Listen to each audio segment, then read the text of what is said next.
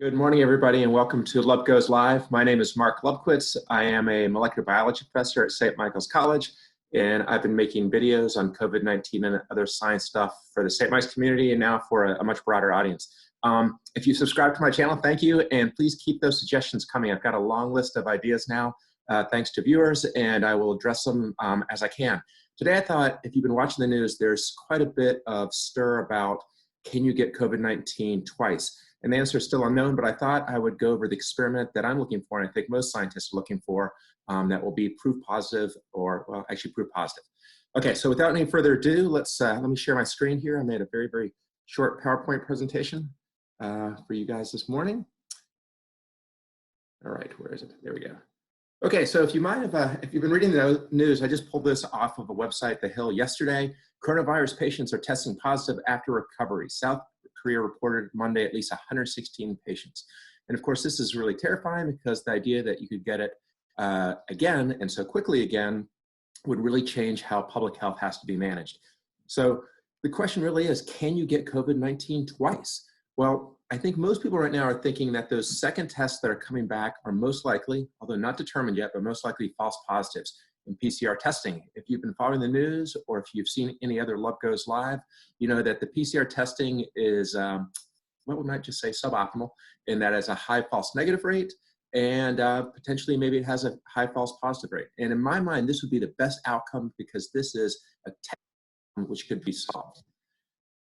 Another possibility is that patients were testing negative and seemed to be asymptomatic who had previously had it, and perhaps the patient just never fully cleared the virus. It was at a subclinical level, it wasn't detectable, but it was still there, and then maybe their immune system got beat back a little bit and it came back, in which case they never really cleared it, but they didn't get a second infection.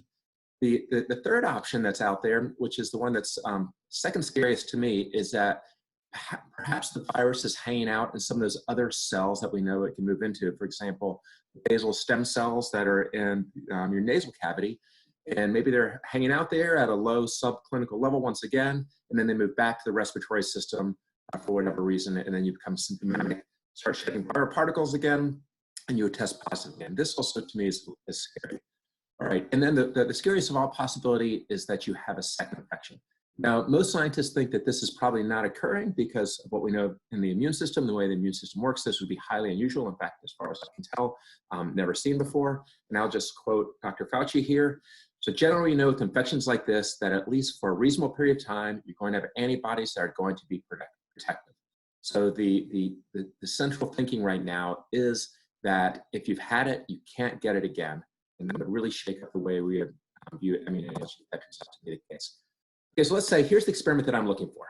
In fact, I think that everybody's looking for, and it's going to require a little bit of luck in how the data is collected. So let's say you have a patient who tested positive for COVID-19, and just serendipitously, the person that tested decided to sequence the genome of the viral genome of that individual. That's the luck piece. You know, out of tens of thousands of individuals, what's the probability that you're going to sequence the genome from someone, store it in the database, and then be able to go back to that individual? Now, let's say that individual tests positive at some point down the road, let's say a month later.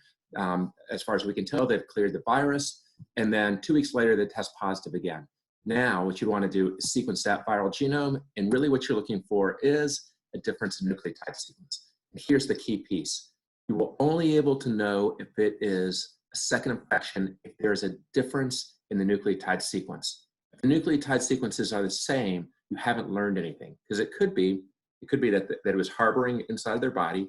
It could be that they never clear inside of cells, for example, basal stem cells, and they came back. It could be that they had a subclinical infection going, and you just detect it again later on. And then it could also be that they were infected a second time by the same strain, which would be highly, highly unusual. In fact, mechanistically, immunologists couldn't explain how that could be. Okay, so that's the piece that they're looking for. So can you actually find a second strain in an individual? And to do that, you're going to have sequence data that was collected on the individuals in the first case. And I suspect that has not happened at large levels. Okay, so my name is Mark Lubkowitz. It was a brief one today. I've got class in 17 minutes, so I really do need to go. As always, rising from the ashes like the phoenix, let let crisis bring out the best in you, and I will get on those suggestions. Hasta pronto. Have a great day.